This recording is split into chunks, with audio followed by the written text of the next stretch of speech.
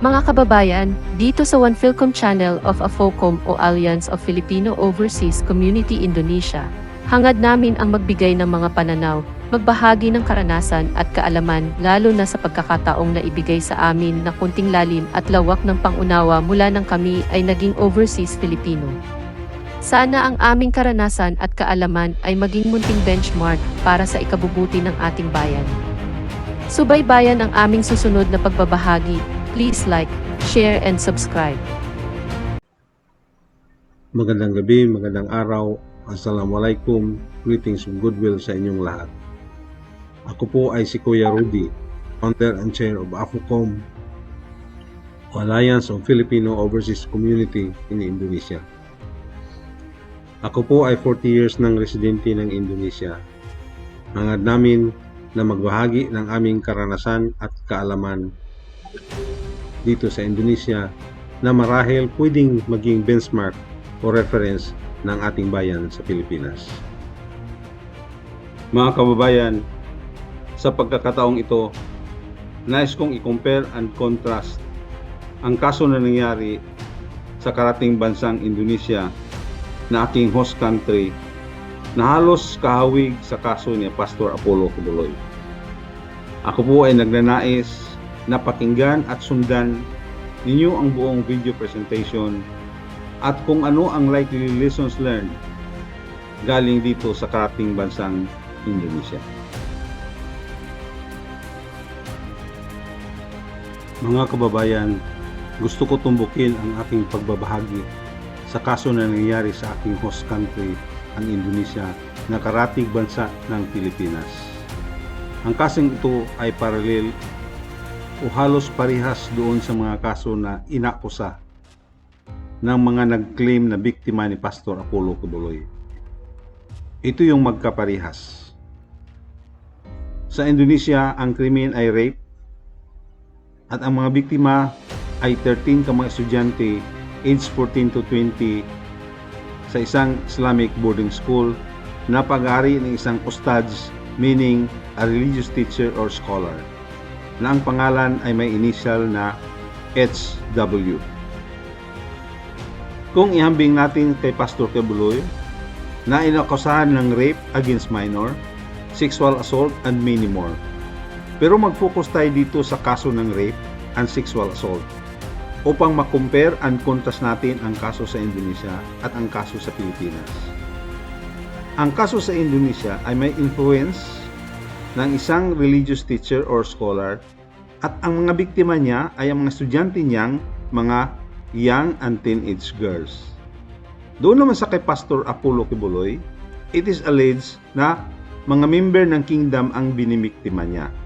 Thus, ang dalawang kaso ay magkahawig. Dito sa karating bansang Indonesia, ang kaso ni Ustadz o religious teacher or scholar ay may timeline na ganito. Ang rape incidents ay nangyari during the period 2016 to 2021. Noong May 2021, isa sa mga biktima ay nalaman na nagdalang tao. Kaya na natuklasan ang nangyari. Hinuli kaagad ng mga pulis ang suspect at inimbestigahan. Nalaman ang buong pangyayari na 13 pala yung naging biktima niya at 8 yung inaanakan niya. Ang kaso ay gumulong. The lower court in February 2022 handed its verdict of reclusion perpetua or life imprisonment, but the families appealed. The higher court in April 2022 reversed the decision of the lower court at naghatol ito ng bitay o kamatayan. Nag-appeal ang salarin sa Supreme Court na nag-reject sa kanyang appeal in January 2023. Thus, ang hatol ay bitay o kamatayan pa rin. Ang kaso sa Indonesia ay diretso hinawakan ng kapulisan because this is a criminal offense.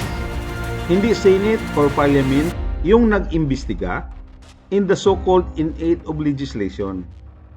Sa Indonesia, ang may mandato na mag-imbestiga ng perbuatan pidana, meaning criminal offense, ay nasa kapulisan, hindi sa parliament o legislative. Sa Pilipinas, si Senador Hontiveros, representing the Senate, ay nag-imbestiga in so-called aid of legislation. Pero kung sa Indonesia ito nangyari, there is no business for the parliament to investigate an alleged criminal act perpetrated by a private citizen. Kung ang criminal act sa Indonesia ay ginawa ng government official, employees of government agencies, officers of government-owned or controlled corporation. Ulitin ko, kung ang criminal act sa Indonesia ay ginawa ng government official, employees of government agencies, officers of government-owned or controlled corporation, those who are in charge of implementing the law, ang legislative ng Indonesia ay gagawa ng hearing to identify the loose ends sa sistema ng implementasyon ng batas at polisiya. Pero ang detailed investigation to determine probable cause ay nasa kapulisan at tutuloy ito sa piskalya at sa hukuman. Itong sistemang ito ay may puwang ba para maging reference natin sa ating bansang Pilipinas? Ulitin ko, kung ang criminal act sa Indonesia ay ginawa ng government official, employees of government agencies, officers of government-owned or controlled corporation, and those who are in charge of implementing the law, ang legislative ng Indonesia ay gagawa ng hearing to identify the loose ends sa sistema ng implementasyon ng mga batas at polisiya. Pero ang detailed investigation to determine probable cause ay nasa kapulisan at tutuloy ito sa piskalya at sa hukuman. Itong sistemang ito na nasa Indonesia ay may puwang ba para maging reference natin sa ating bansang Pilipinas? Ulitin ko ulit. Itong sistemang ito ay may puwang ba para maging reference natin sa ating bansang Pilipinas? Ang ibig kong sabihin, yung investigasyon ng isang criminal act ay dapat trabaho ng kapulisan, prosecution service at hukuman. Dapat ang investigasyon ng krimen ay hindi mandato ng Senado o Kongreso.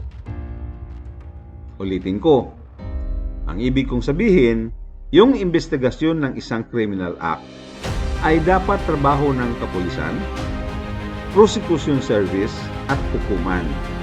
Dapat ang investigasyon ng krimen ay hindi mandato ng Senado o Kongreso.